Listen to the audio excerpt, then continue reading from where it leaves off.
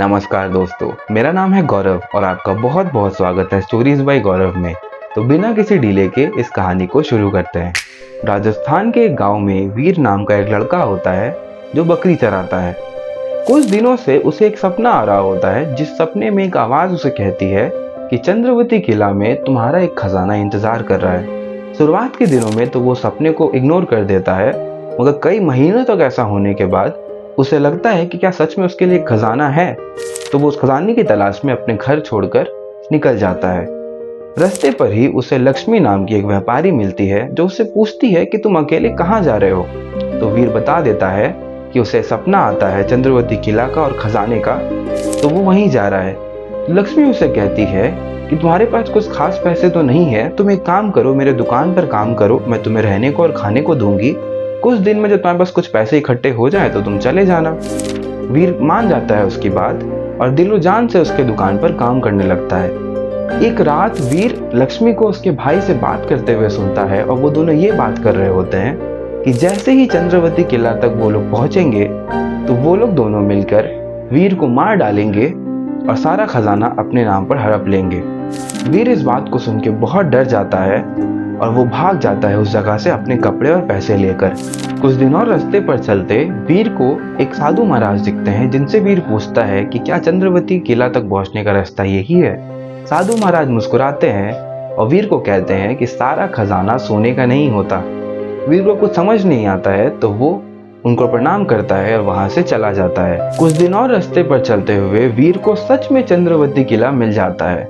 वीर अपने सपने के याददाश्त के हिसाब से उस कमरे तक भी पहुंच जाता है जहां पर संदूक रखा होता है। जब वो उस कमरे को खोलता है तो सच में वहां एक संदूक रखी होती है और उस संदूक में मकड़ी के जाले और पूरी धूल जमी होती है। वीर जल्दी से उसे साफ करता है। जैसे ही वीर उस संदूक को खोलता है, उसके अंदर कंकड़, धूल और एक कागज की पर्ची रखी होती है।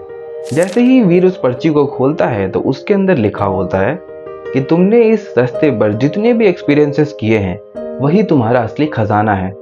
वीर इस बात को पढ़कर बिल्कुल निराश हो जाता है और उसे लगता है कि उसके इतने महीनों की जो परिश्रम थी यहाँ तक पहुँचने की, वो पूरी तरीके से बर्बाद हो चुकी है। तो वीर उदासी में ही अपने घर की तरफ निकल जाता है। कुछ महीनों बाद जब वो अपने घर में पहुंचता है तो वो अपनी बहन को बहुत ज्यादा खुश पाता है।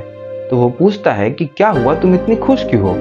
वीर की बहन बताती है कि कुछ दिनों पहले जब वो अपने कुएं से पानी निकाल रही थी तो उसे एक बेशकीमती जेवरात मिला और उसे लगा कि उसे और खोदना चाहिए, तो उसने वेल को और खोदा, उस कुएं को और खोदा। तब उसे इतने सारे जेवरात मिले जिससे चाहे अगर वो दोनों मिलकर पूरे जीवन भी खर्च करें तब भी उनके पास मरते दम तक कुछ पैसे बच जाएंगे। इस बात को सुन के वीर बहुत खुश होता है और उसे जब वो लक्ष्मी की दुकान पर काम कर रहा होता है तो एक साधु महाराज की बात याद आती है। साधु महाराज ने कहा था कि भगवान लोगों को उतना ही देते हैं जितना उन लोगों की जरूरत होती है, ना कि वो जो लोग चाहते हैं। इस कहानी से हमें ये समझ में आता है कि हमारे जीवन के असली खजाने हमारे एक्सपीरियंसेस और हमारे रिलेशनशिप्स हैं। और अगर आपको पैसे चाहिए, खजाने चाहिए, तो वो आपको तभी मिलेगा अगर वो आपके नसीब पर होगा। आशा करता हूँ कि आपने इस कहानी से बहुत कुछ सीखा। अगर आपको ये वीडियो अच्छा लगा तो मेरे चैनल को सब्सक्राइब कर दीजिए। ऐसे और वीडियोस के लिए लाइक कर दीजिए और अपने फ्रेंड्स के साथ इस वीडियो को शेयर कर दीजिए। धन्यवाद।